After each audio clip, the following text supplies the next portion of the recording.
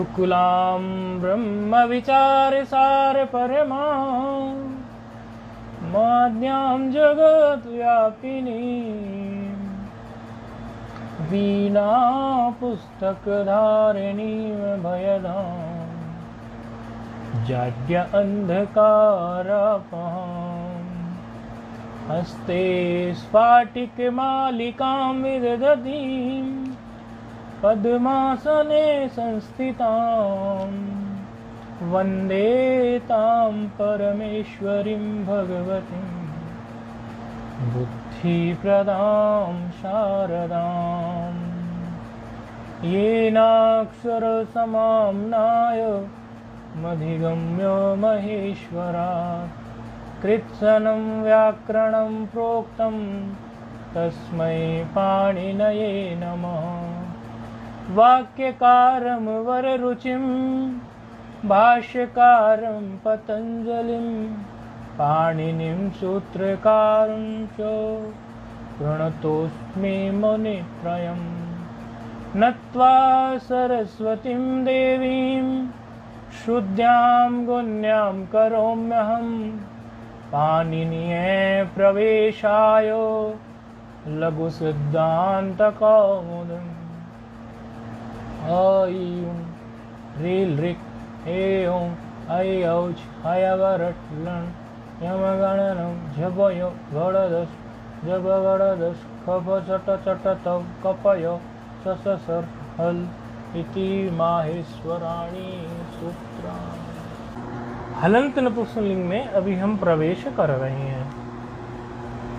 अथ शब्द के कई अर्थ हैं, उसमें से यहाँ हमें समझना चाहिए अनंतर अर्थ, अर्थात हम पहले स्त्रीलिंग प्रकरण पढ़ के आए हैं, हम पहले इसके अजंत पुल्लिंग प्रकरण पढ़ के आए हैं।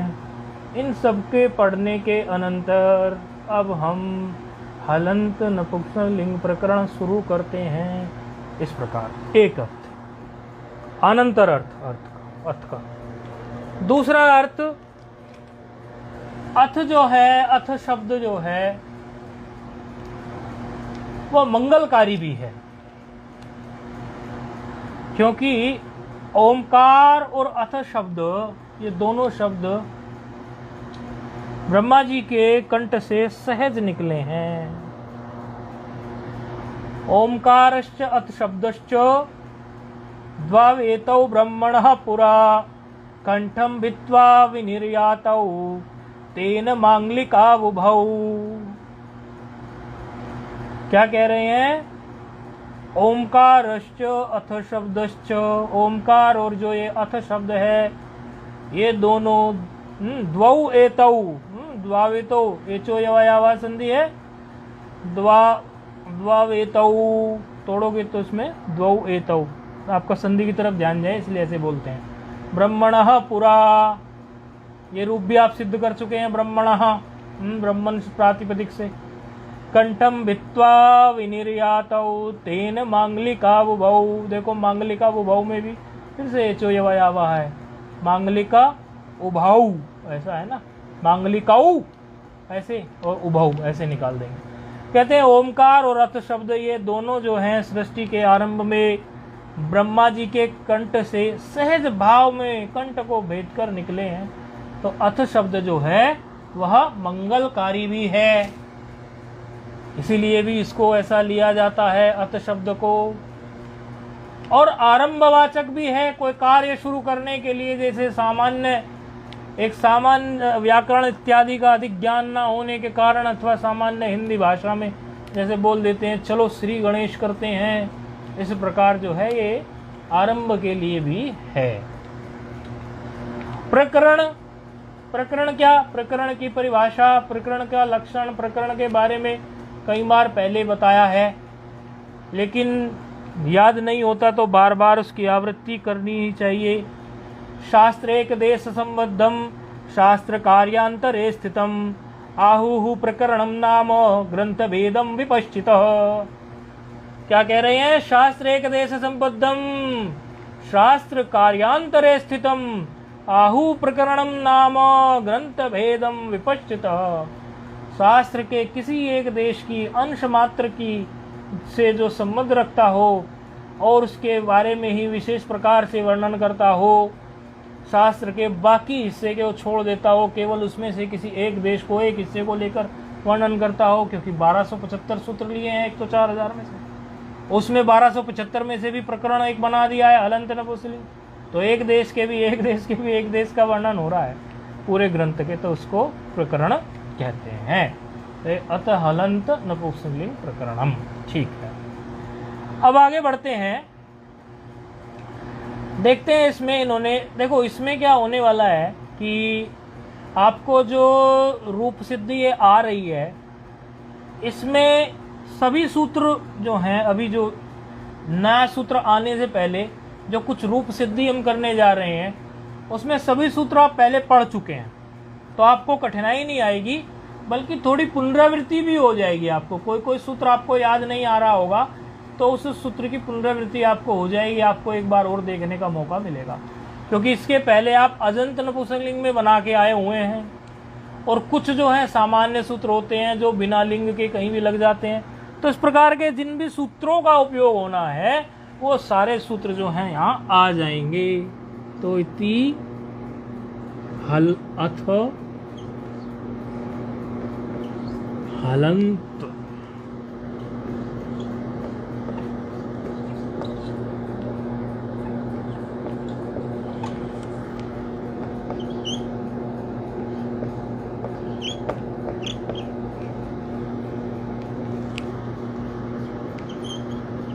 प्रकरणम। ठीक, अब सर्वप्रथम जो है जो शब्द आ रहा है आपकी लघु सिद्धांत कौमुदी क्रम में, वो शब्द जो है उसका जो अर्थ है हिंदी, वह है किसी भी अच्छे बैलों वाला जो कुल हो या क्षेत्र हो, कुल भी हो या क्षेत्र भी हो। कई बार होता है ना कि इस क्षेत्र की गाय बहुत अच्छी है, यहाँ का गौवंश बहुत अच्छा है, कहते हैं इस क्षेत्र की गाय बहुत अच्छी होती है, तो उनका जो गाय के बैल होते हैं ना, तो बैल भी बहुत अच्छे होते हैं। या तो उस क्षेत्र के लिए भी ये शब्द हो सकता है, या अच्छे बैलों वाला कोई कुल हो। अभी तो ट्रैक्टर इत्यादि हो गए, पहले तो सारी खेती जुताई बैल से थी। अभी भी जो गांव में जिनको ट्रैक्टर नहीं है ऐसे रखते हैं बहुत लोग, तो कोई कुल, कोई खानदान, कोई ऐसा परिवार कोई हो जो बड़े सुंदर सुंदर अच्छे बढ़िया बैल रखता हो इस तरह से, तो उसको क्या कहते हैं? स्वनडूहु शब्द आ रहा है हमारा, स्वनडूहु। ये देखिए स्वनडू,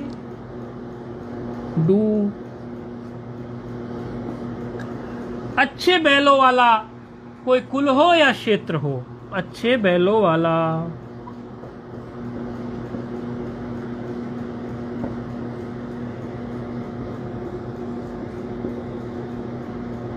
कोई कुल हो, खानदान इत्यादि, या कोई क्षेत्र हो। ठीक है, शब्द का विच्छेद यदि देखेंगे तो समास है इसमें। सु अर्थात शोभनाः, अनडवाः, ये आप पढ़ के आए हैं। अनडवाः किसको बोलते हैं? वृषभ को। वृषभाः यश तत् स्वनडुत, बहुव्रीहि समास है। सु और अनडू शब्द के बीच में बहुव्रीहि समास है। सु और अनडू, इन दोनों शब्दों के बीच में बहुव्रीहि समास करने से शब्द निष्पन्न होता है। स्वनडूहु, स्वनुडूहु, स्वनडूहु हमने गलत लिख दिया ना, स्वनु लिख दिया, स्वनडूहु ऐसा शब्द निष्पन्न होता है, अर्थात अच्छे बैलों वाला। चूंकि समास है तो समास होने से इसकी कृत तद्धित समासाश्चय के द्वारा ही प्रातिपदिक संज्ञा हो जाएगी। स्वनडू शब्द की कृत तद्धित समासाश्चय के द्वारा ही प्रातिपदिक संज्ञा हो जाएगी। ठीक है, प्रातिपदिक संज्ञा कर ली हमने।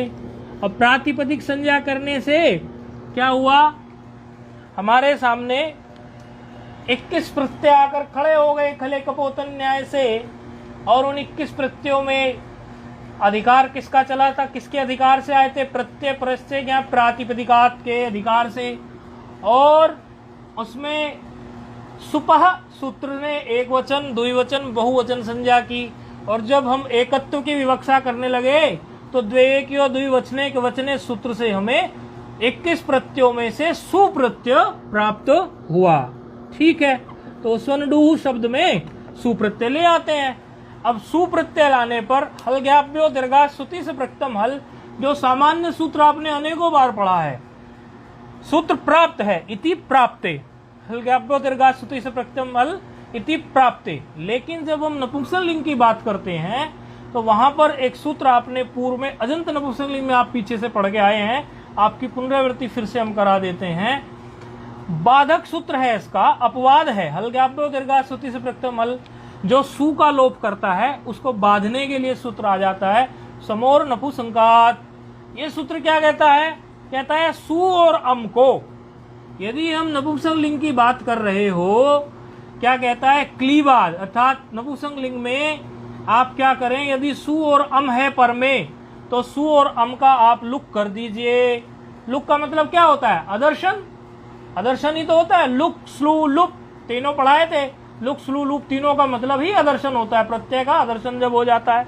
तो क्या कह रहा है समोर नपुंसकात, कि आप इनका लुक कर दीजिए सु का और अम का, अर्थात ये सु में चलने वाला है सूत्र, और अम विभक्ति में प्रथमा के एक वचन में भी यह सूत्र कार्य करेगा, और द्वितीय के एक वचन में भी यही सूत्र कार्य करेगा। ठीक है, अभी प्रथमा का एक वचन है, सु का लुक कर देते हैं, तो शब्द हमारा क्या है, स्वनडूह। स्वनडूह शब्द क्या है, इसमें लुक हो गया जब, तो लुक होने के बाद में अब आप कहेंगे कि अब लुक हो गया तो यहाँ पर क्या इसकी हम पद संज्ञा माने कि ना माने, क्यों, क्योंकि लुक स्लू लुप जहां हो जाता है वहां पर आपने सूत्र जो पढ़ा होगा लुमता अंगस्य, पद संज्ञा करने के लिए हम क्या बोलेंगे कि प्रत्यय आया चला गया, लेकिन प्रत्यय लोपे प्रत्यय लक्षणम से यहाँ पद संज्ञा हो जाएगी। लेकिन आप ये प्रश्न खड़ा कर सकते हैं कि प्रत्यय लोपे प्रत्यय लक्षणम से पद संज्ञा तो हो जाएगी, लेकिन आपने जो पहले एक सूत्र पढ़ाया था ना लुमता अंगस्य, ना लुमता अंगस्य क्या कहता है कि जहां लुक हुआ हो, स्लू हुआ हो और लुक हुआ हो, एतै शब्दै प्रत्ययस्य लोप भवति चेत प्रत्याश्रितम अंगम कार्यम न भवति। लुक स्लू लुप एतै शब्दै प्रत्ययस्य लोप भवति चेत प्रत्याश्रितम कार्यम न भवति, प्रत्याश्रितम अंगम कार्य न भवति। अर्थात क्या है, जहां पर लुक हुआ हो, श्लू हुआ हो और लुप हुआ हो, यहाँ लुक हुआ है, समोर नपुंसकात से लुक हुआ है सु का, यदि इन तीनों में से कुछ भी हुआ हो, एतै शब्दै, यदि प्रत्ययस्य लोपः प्रत्यय का लोप हुआ हो, ऐसी स्थिति में प्रत्यय से आश्रित अंग कार्य ना हो, तो अंग कार्य नहीं होगा, तो आप प्रत्यय लोपे प्रत्यय लक्षणम से इसकी पद संज्ञा क्यों कर रहे हैं। तो कहते हैं कि ये जो पद संज्ञा है, ये पद संज्ञा आपका अंग कार्य नहीं है, क्योंकि अंग क्या होता है, अंग तो जो प्रत्यय जिससे विधान किया गया हो, यस्मात् प्रत्यय विधिष्ठ तदादि प्रत्यंगम सूत्र क्या कहता है, जो प्रत्यय जिससे विधान किया गया हो उस प्रत्यय के बाईं ओर, सरल भाषा, उस प्रत्यय के बाईं ओर के संपूर्ण शब्द स्वरूप की अंग संज्ञा होती है। अर्थात स्वनडूह की सु परे रहते सु के बाईं ओर के पूरे स्वनडूह शब्द की अंग संज्ञा हो गई, तो अंग अंग कार्य के लिए मना करता है, क्या कहता है, लुक स्लू लुक जो हुए हों, अब लुक हुआ है यहाँ पर तो अंग कार्य नहीं होना चाहिए। लेकिन ये जो पद संज्ञा है, पद संज्ञा कौन कर रहा है, सुप्तिङन्तम पदम, ये जो पद संज्ञा है, ये पद संज्ञा अंग कार्य नहीं है केवल, ये तो प्रकृति जो पूर्व में बैठी हुई है प्रत्यय के, और प्रत्यय और प्रकृति दोनों को मिलाकर तब पद संज्ञा होती है।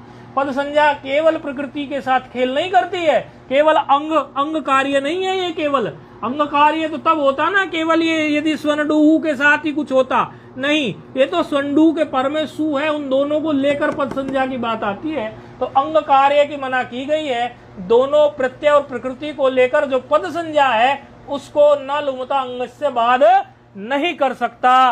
तो स्वनडूह शब्द की क्या हो गई यहाँ पर पद संज्ञा। ठीक है, पद संज्ञा हो गई। पद संज्ञा का लाभ उठा लेते हैं। क्यों? कहते हैं या संज्ञा सा फलवती। जब जब किसी संज्ञा की बात की जाती है तब तक हम उससे कुछ ना कुछ लाभ उठाना चाहते हैं। क्या लाभ उठाना चाहते हैं? बोले ये जो स्वनडू है ये अनडू से तो बना ही है, और अनडू को लेके तो हमने एक सूत्र पढ़ा हुआ है बड़ा प्यारा। क्या? वसु स्रंसु ध्वंस वंडुहाम दह। वसु स्रंसु ध्वंस अंडुहाम दह, अर्थात वसु प्रत्यांत हो, स्रंसु और ध्वंस हो, या फिर अनडू शब्द हो, ऐसे शब्दों को क्या हो जाए? दकार आदेश हो जाए। तो यहाँ तो अनडू है, अनडू का ही तो स्वनडू बना है, तो क्या करेंगे? यहाँ पर हकार को दकार आदेश कर देंगे। बड़े प्रेम से कर दीजिए। किससे? इसी सूत्र से, वसु स्रंसु ध्वंसु अंडुहाम दह, कर दीजिए दकार आदेश। हो गया, अंडुत हो गया। अब यहाँ पर पद संज्ञा है और विरामो अवसानम से अवसान संज्ञा हो गई। अवसान संज्ञा होने के बाद में हमारे पास सूत्र क्या है? वावसाने। वावसाने क्या करेगा? इसको चरत्व कर देगा। चरत्व का मतलब क्या हुआ? दकार को क्या बना देगा? वर्ग का प्रथम वर्ण। वर्ग का प्रथम वर्ण क्या है? तकार। तो दो रूप सिद्ध हुए प्रथमा व्यक्ति के एक वचन में, अंडुत, स्वंडुत, स्वंडुद।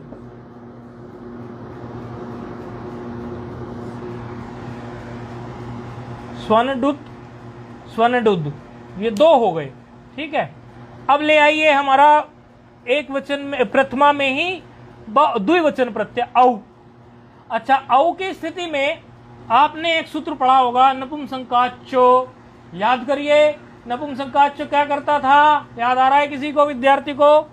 स्थिति में स्वंडूहु धन औ की स्थिति में हम सूत्र लेके आए हैं नपुंसकाच्चो। क्या करता था नपुंसकाच्चो? क्लीवाद हाँ, क्लीवाद औंग शीर्षात। औंग का मतलब क्या है? ये औ में और आउट में दोनों में काम करेगा। और क्लीवाद का मतलब क्या है?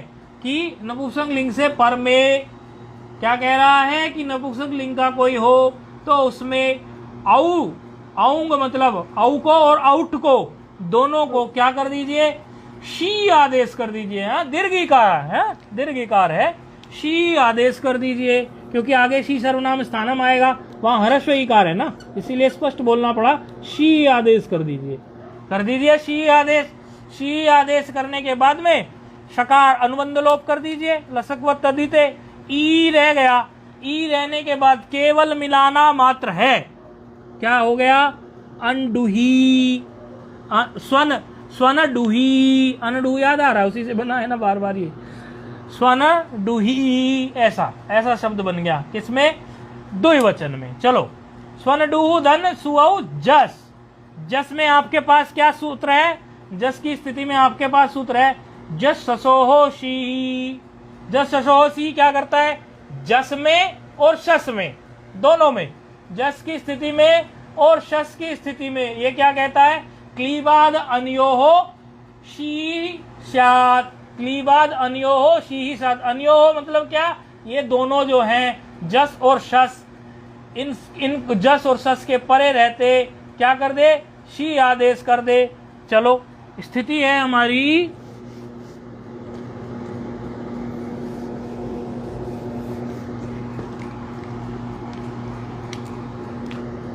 स्वन, स्वनडू धन क्या है? जस। और जस को क्या? सस भी ले लो भले आप, जस के साथ साथ आप भले सस भी ले लो। एक मिनट, सुन गया क्या?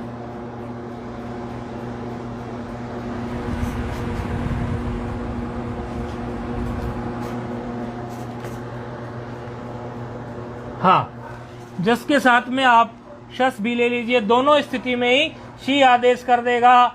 अच्छा, शी आदेश जैसे ही यहाँ होगा, जस शशोहो शी, जस शशोहो शी से फिर क्या कर सकते हो आप? यहाँ पर शी सर्वनाम स्थानम, क्यों? इससे सर्वनाम संज्ञा करा लेंगे। जब इसको शी आदेश हो जाएगा जस शसो सी से,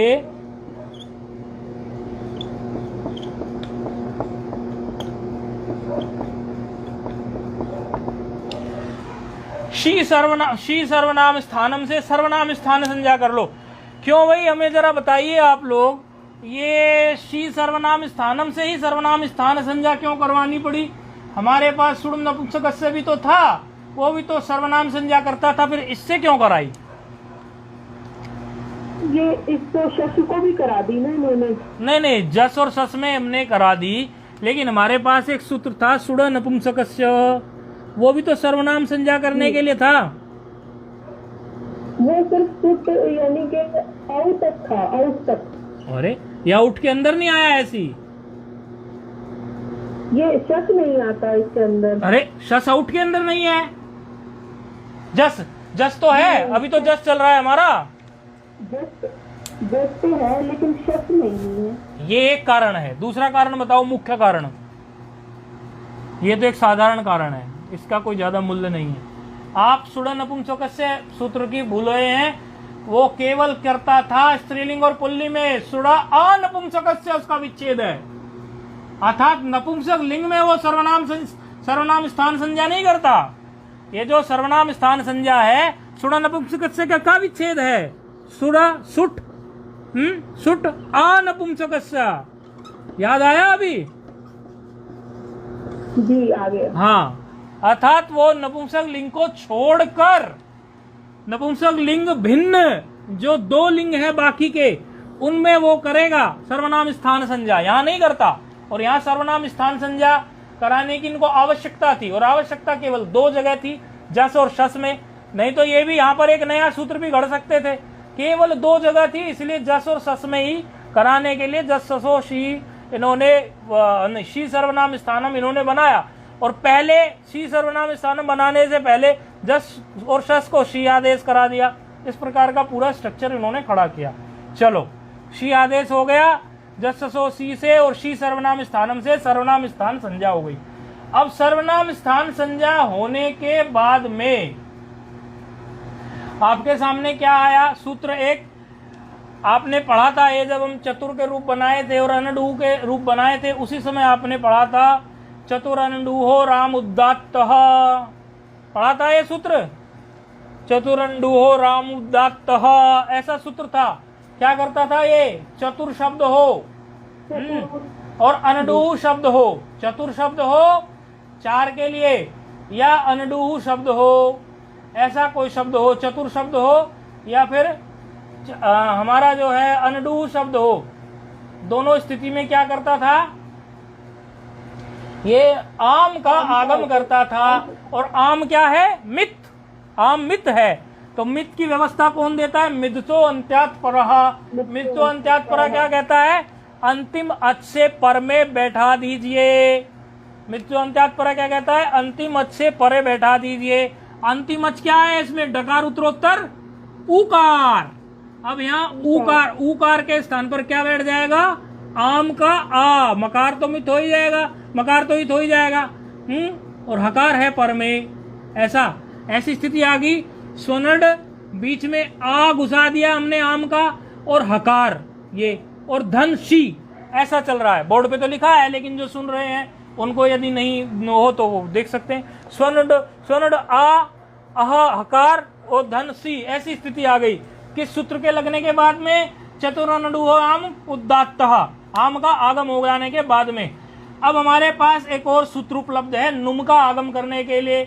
नपुंसकस्य जलचः। कौन सा सूत्र उपलब्ध है? नपुंसकस्य जलचः। नपुंसकस्य जलचः क्या करता है? दन्तशः दन्तशः च क्लीबशः नुम चार सर्वनाम स्थाने।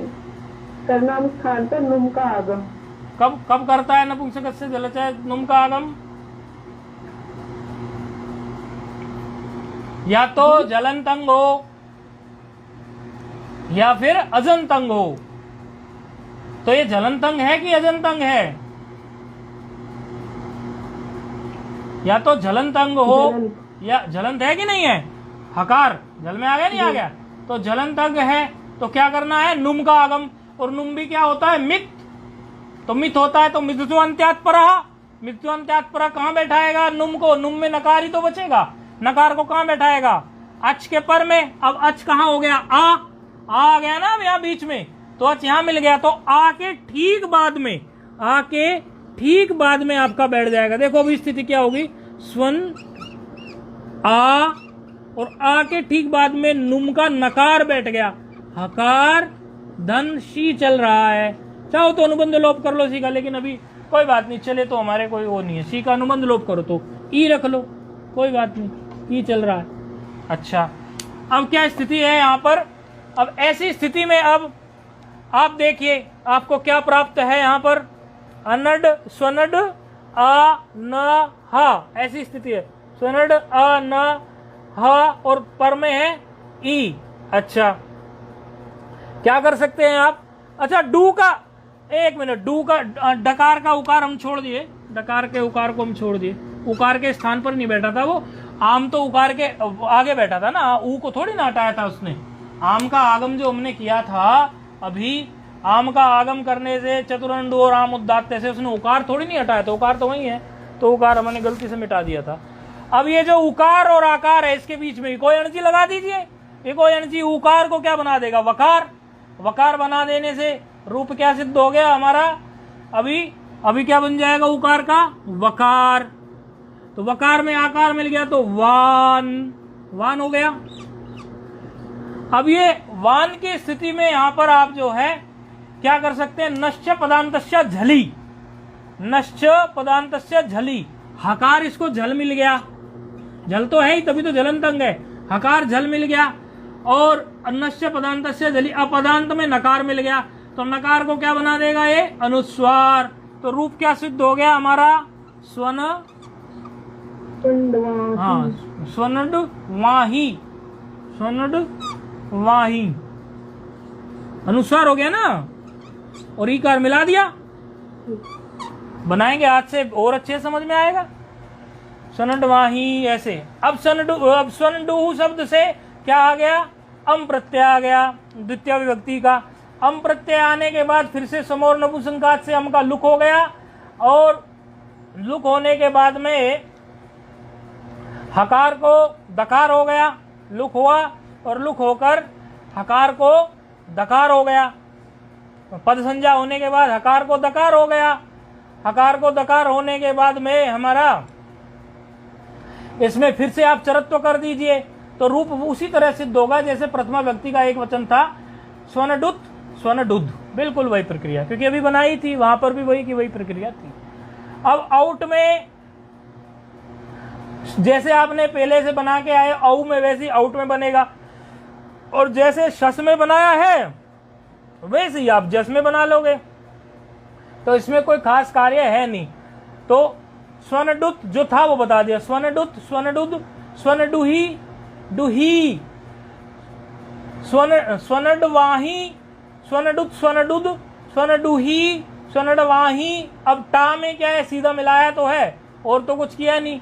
स्वनडुहा, अच्छा, भ्याम की स्थिति में उसको केवल जो है आप वाव बसाने लगेगा नहीं, यहाँ पर केवल दकार, उसको हकार को दकार करने के बाद में, हकार को दकार करने के बाद में सीधे भ्याम जो है आपको मिला देना है। बाकी और कार्य इसमें होने वाला नहीं है, क्योंकि आगे जो है इसकी विरामो अवसानम से अवसान संज्ञा होगी नहीं, बस केवल जो है आपको वसु स्रंसु ध्वंसु अनडुहाम दहा से इसके हकार को दकार बना देना। तो स्वनडु से स्वनडुद हो गए और भ्याम मिला दिया, स्वनडुद भ्याम स्वनडुद्भि स्वनडुहे स्वनडुद्भ्याम स्वनडुद्भ्यः स्वनडुहः स्वनडुद्भ्याम स्वनडुद्भ्यः स्वनडुहः स्वनडुहोः स्वनडुहाम स्वनडुहि स्वनडुहोः स्वनडुत्सु।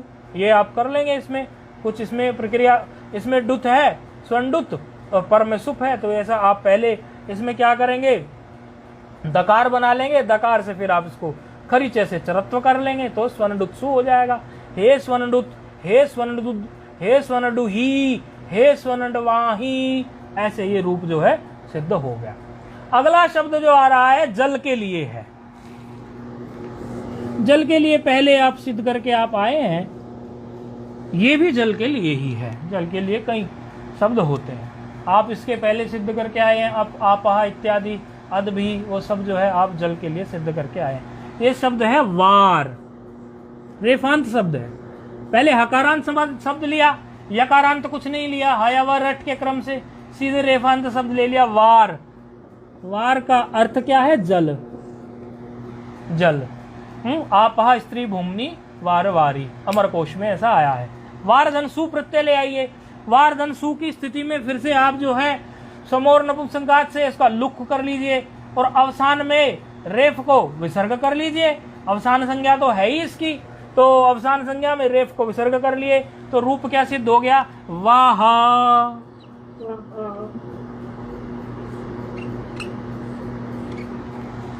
वाह, वाह। फिर क्या है? आप इसमें औ प्रत्यय ले आइए, वार धन औ। अब वार धन औ की स्थिति में आपके सामने औंग के लिए क्लीबाद औंग शी स्यात् की स्थिति बनाने के लिए नपुंसकघात से सूत्र उपलब्ध है। अभी अभी करके आए थे। औ आते ही वो औ में और आउट में दोनों में प्रवृत्त हो जाता है, तो वार धन औ की स्थिति में वो शी आदेश कर देता है। तो जब शी आदेश हो जाएगा, शी ईकार बच जाएगा। ईकार बच जाने से बाकी और कोई कार्य इसमें आपको करने की जरूरत नहीं है, केवल सीधे मिला देना है। अधीनम व्यंजनम परेण संयोजनम वारी, ऐसा रूप जल के लिए सिद्ध हो गया। वार धन जस आ गया, जस ससोह शी से आप इसमें शी आदेश कर लेंगे। शी आदेश करने के बाद में वार धन शी की स्थिति आ गई। शी ही नहीं शी, क्योंकि जस ससो पहले जस आया था फिर शी आया, ये ध्यान रखना है। शी और शी में थोड़ा ध्यान रखना है। ईकार रह गया। अच्छा, यहां पर नपुंसकस्य झलचह से नुम का आगम हो जाएगा कि नहीं हो जाएगा? वार धन शी की स्थिति में नपुंसकस्य झलचह से हम करके आए थे अभी, जो जल का नुम का आगम यहाँ हो जाएगा कि नहीं हो जाएगा? जी नहीं होगा यहाँ पर। क्यों नहीं होगा? तो नहीं है। हाँ, ना जलंत है ना अजंत है, तो नहीं होगा। तो कोई बात नहीं है। नुम का आगम ना होने से फिर क्या बचा? ईकार ही तो बचा, फिर मिलाना है, वारी हो गया। द्विवचन कैसा बना था प्रथमा का? वारी। बहुवचन कैसा बन गया? वारी। बस ईकार अंत का अंतर है, एक ह्रस्व है, एक जो है दीर्घ है। ठीक है, आगे बढ़ते हैं। आगे की प्रक्रिया पूरी की पूरी जो है, इसमें और कोई विशेष कार्य है नहीं। वाह वैसी बन जाएगा, सु और अम का क्योंकि लुक होता है तो अम का भी लुक हो गया। वारी वैसी बन जाएगा और जस ससोशी में वैसी बन जाएगा है। तो फिर वार धन टा में आ मिला दिया। फिर वार धन भ्याम की स्थिति में तो भी कुछ कार्य नहीं होने वाला, केवल मिलाना है। वार भ्याम, वार भी, वारे, वार भ्याम, वार ब्यह, वारह, वार भ्याम, वार ब्यह, वारह, वारोह, वाराम, वारी, वारोह, वारशु। इस प्रकार जो है इसमें जब सुप का सु आएगा तो सुप का सु आने पर रोहो सुपी जो है यहाँ पर आपको विसर्ग नहीं करने देगा, रेफ को विसर्ग नहीं करने देगा। वो इसलिए नहीं करने देगा क्योंकि रोहो सुपी ये निषेध कर देता है कि यदि रेफ आपका रू वाला हो, अर्थात रू से रेफ हुआ हो, सामान्य रेफ ना हो, तब मैं करने दूंगा, नहीं तो नहीं करने दूंगा। तो रोह सुपी इसको रोक देता है और फिर सकार को शकार वारशु रूप जो है सिद्ध हो गया। अब जो शब्द आ रहा है वो आ रहा है चतुर। चतुर शब्द में भी आप चतुर अंडुहो राम उदात्त आपको पता है। चतुर शब्द ये त्रिलिंगी है, तीनों लिंगों में चलता है और चार के लिए है और बहुवचन के लिए है। बहुवचन में चलता है हमेशा, नित्य बहुवचनांत है। तो चतुर्धन सीधे जस प्रत्यय ले आइए आप। सु औ जस, सु और औ आने की जरूरत ही नहीं है इसमें, क्योंकि ये एक वचन और द्विवचन में शब्द चलता ही नहीं है। सीधे सीधे जो है चतुर शब्द में चार के लिए जो है ये बहुवचन प्रत्यय जस आ जाएगा। उसी तरह शस आ जाएगा। जस शसोशी, सी सर्वनाम स्थानम। ये पूरी प्रक्रिया आप जानते हो। ऐसा करने के बाद में सी को जो है सर्वनाम स्थान आपने बना लिया। पहले जस शसोशी, फिर सी सर्वनाम स्थानम। सर्वनाम स्थान होने से अब आप कब क्या करोगे? चतुरंडुहो राम उदात्त से आम का आगम कर लोगे। आम का आगम कहाँ हो जाएगा? उकार के पर में। उकार से परे आम बैठाओगे आ, और पर में रेफ है। फिर इसको उकार को फिर वकार बना दोगे आप, तो रूप क्या सिद्ध हो जाएगा आपका? चतवारी। अच्छा, चत्वारी। अब चत्वारी ही रूप जो है आपका कहाँ सिद्ध होगा इसी प्रकार का? ये क्या था हमारा? जस, सुअ जस। और अब इसके बाद क्या आता है? शस। शस में भी चत्वारी सिद्ध होगा। आपने श्लोक सुना होगा, एक सुभाषित में है, अभिवादन शीलस्य नित्यम वृद्धोपसेविनः चत्वारि तस्य वर्धन्ते आयुर्विद्या यशो बलम। आया ना उसमें कि जो वृद्धों की, गुरुजनों की नित्य सेवा करता है, अभिवादन करता है, उनको प्रणाम करता है, अभिवादन शीलस्य नित्यम वृद्धोपसेविनः चत्वारि, ये चारों, तस्य उसकी, वर्धन्ते बढ़ती हैं, आयु विद्या यश और बल। वहां ये चत्वारी शब्द का उपयोग नपुंसकलिंग वाले का आया है। चलो जी, चत्वारी भी सिद्ध हो गया। रेफांत यहाँ पूरा हो गया। अब सीधे रेफांत से जंप मार के मकारांत पर आ गए। किम शब्द, किम शब्द ले लिया। किम दन सुप्रत्यय ले आइए। सुप्रत्यय लाने पर सु का लुक कर लीजिए समोर नपुंसकलिंगात से। सु का लुक करने के बाद में किम, अब जो है सु का जो लुक हो गया, तो लुक होने के अब समझना वो बात जो आपको बताई थी न लुमता अंगस्य वाली, जो इतनी व्याख्या शुरू में ही करी थी, वो इसीलिए करी थी कि अभी किम शब्द पर उसकी जो है चर्चा आ जाएगी। किम शब्द में अब एक सूत्र होता है किम शब्द के लिए, किम कहा। किम को कहा आदेश करता है, लेकिन मांगता क्या है? वो विभक्ति पर में रहने पर। शब्द है किम,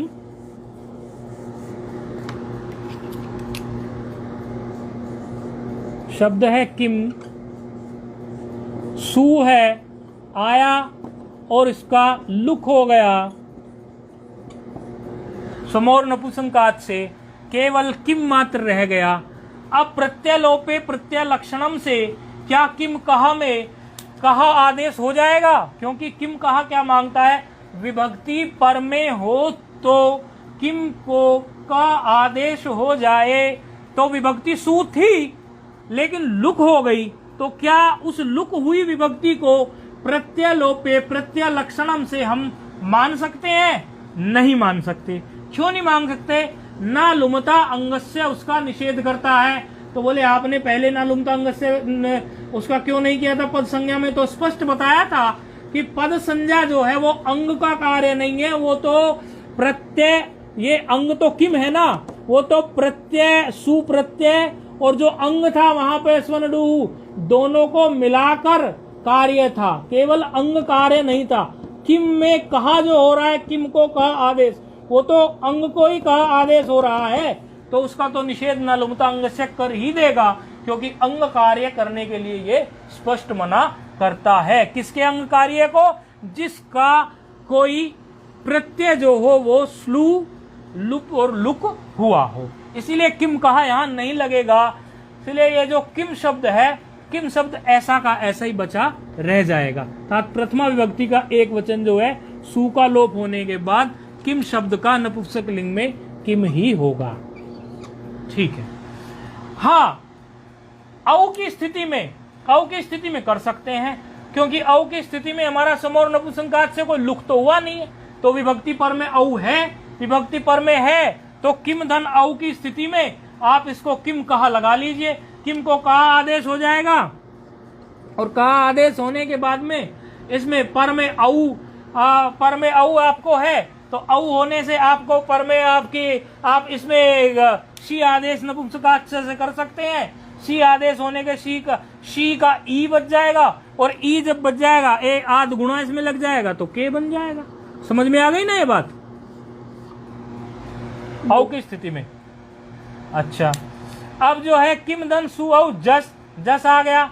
अब जस शब्द में उसी तरह प्रक्रिया आप पूरी कर लेना जैसे करके आए हुए हो।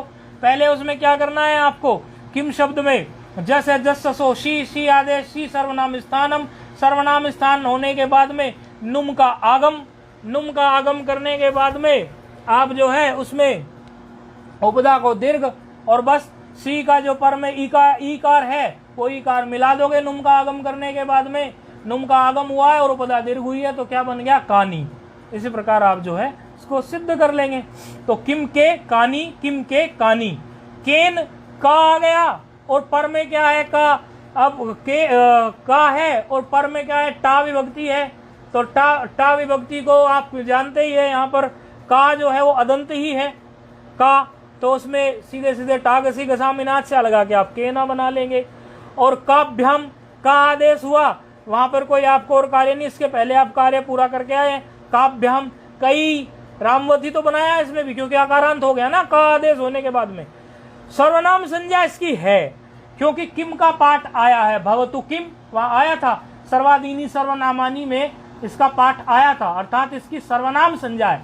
ये कंफ्यूज मत होना कभी सर्वनाम स्थान संज्ञा में और सर्वनाम संज्ञा में। सर्वनाम संज्ञा सर्वादीनी सर्वनामानी करता है, और सर्वनाम स्थान संज्ञा जो है सुण नपुंसकस्य सी सर्वनाम स्थानम इत्यादि सूत्र करते हैं। तो अब जो है यहाँ क्या करना है आपको, बस इसमें कसमई बना देना है। इसकी सर्वनाम स्थान संज्ञा होने, सर्वनाम संज्ञा होने से, इसमें सर्वनाम संज्ञा होने के कारण इस सर्वनाम ना स्मई आदेश कर देंगे उसमें, ठीक है।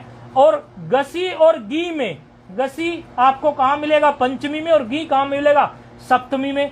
गसी और गी की स्थिति में स्मात और स्मिन आदेश हो जाते थे, तो वहां कस्मात और कस्मिन आदेश, कस्मात और कस्मिन रूप हो जाएगा।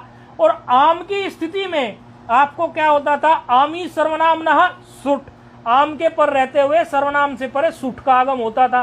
तो और फिर उसमें जो है बहुवचन जल्लेद से का को एकार के शाम, ऐसा आप बना लेंगे। तो दो सूत्र, एक सूत्र बहुवचन जल्लेद लगा, वो तो लगता ही है प्राय आकार को एकार बनाने में, तो एकार बना देता है वो अंग को। फिर एकार बनाने के बाद में आम को शाम का सुट का आगम होने से शाम हो गया, आदेश प्रत्यय से सकार को शकार हो गया, तो के शाम रूप सिद्ध हो गया। इसी प्रकार ये सारे रूप आप सिद्ध कर लेंगे। किम के कानी, किम के कानी, केन काभ्याम कई, कस्मई काभ्याम केभ्यः, कस्मात् काभ्याम केभ्यः, कस्य कयोः केशाम, कस्मिन् कयोः केषु। संबोधन इसमें होता नहीं है। इदम शब्द आ गया, इदम शब्द नपुंसक लिंग में प्रक्रिया कर लेते हैं। इसके पहले तो हम अभी प्रक्रिया करके आए ही हैं। नपुंसक लिंग में इदम धन सु ले आइए, सु की स्थिति में समोर नपुंसकात सूत्र से लुक कर लीजिए। लुक करने के बाद में आप जो है, और जो यहाँ पे कोई कार्य प्राप्त हो नहीं सकता, तो सीधे केवल इदम रह गया। अच्छा, क्योंकि तदादि भी यहाँ नहीं लग सकता, तदादि नाम उसका इदमो महा ने उसको काट दिया था।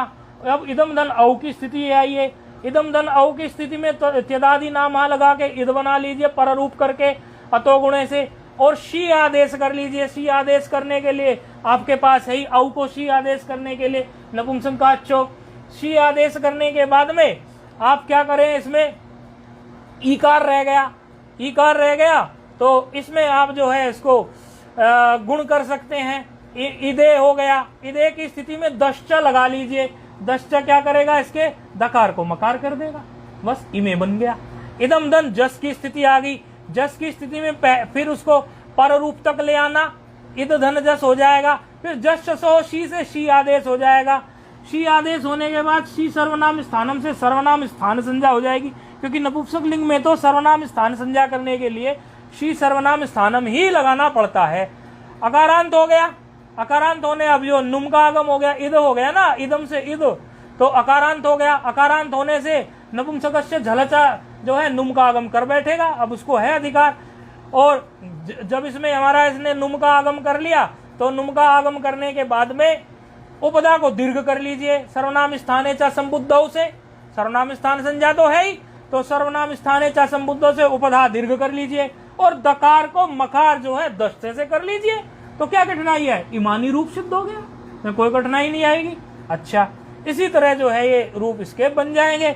इदम इमे इमानी, इदम इमे इमानी, अनेन आभ्याम एभिः, अस्मै आभ्याम एभ्यः, अस्मात् आभ्याम एभ्यः, अस्य अनयोः एषाम्, अस्मिन् अनयोः एषु। इद भाग का लोप हो जाता है ना, तो वहाँ अकार रह जाता है, वहाँ अनेन आभ्याम। ये पहले प्रक्रिया आपको बताई हुई थी, आप इसको बनाना अपने हाथ से, आपको सारी प्रक्रिया याद आ जाएगी।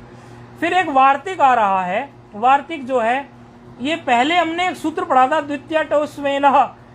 इस सूत्र पर ही भाष्य में एक वार्तिक पढ़ा गया है, थोड़ा फेरफार कराएगा ये। अनुवादेश की जब स्थिति हो, तो अनुवादेश की स्थिति में इदम शब्द जब आता है, या हमारा एतद शब्द जो आता है, तो अनुवादेश का जिक्र आ ही जाता है। तो अनुवादेश की स्थिति में उसमें क्या करते थे हम, जो हमारा इद था उसको एनम, इदम जो एनम बनाते चले जाते थे उसको। लेकिन यहाँ नपुंसक लिंग में ऐसा नहीं होगा।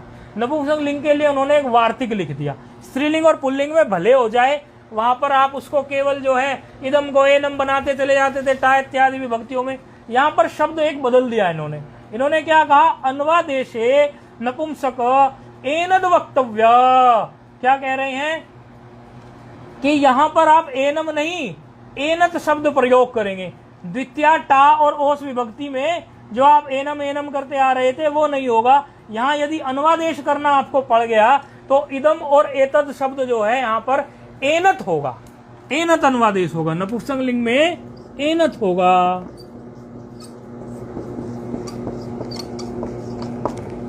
वहां एनम होता था, यहां एनत होगा, क्योंकि ये नपुंसक लिंग विशेष के लिए ही ऐसा जो है इन्होंने बनाया है। ठीक है, बाकी तो कोई और इसमें परिवर्तन है नहीं, एनत एनत होता चला जाएगा, जहां एनत होता चला जाएगा। जैसे इदम इमे इमानी था और वहां पे इदम इमे इमानी होने के बाद में फिर आपकी जो द्वितीय विभक्ति थी, द्वितीय विभक्ति में आप अब एनत कर लीजिए, एनत एदत दो रूप बन जाएंगे, एने एनानी, हाँ एनेन आभ्याम एबी ही, अस्मै आभ्याम एभ्यः, अस्मात् आभ्याम एभ्यः, अस्य। अब यहाँ ओस की स्थिति में अस्य एनयोः एषाम, अस्मिन एनयोः एषु, तो यहाँ परिवर्तन ये आया, एनत हो गया, एनम नहीं हुआ।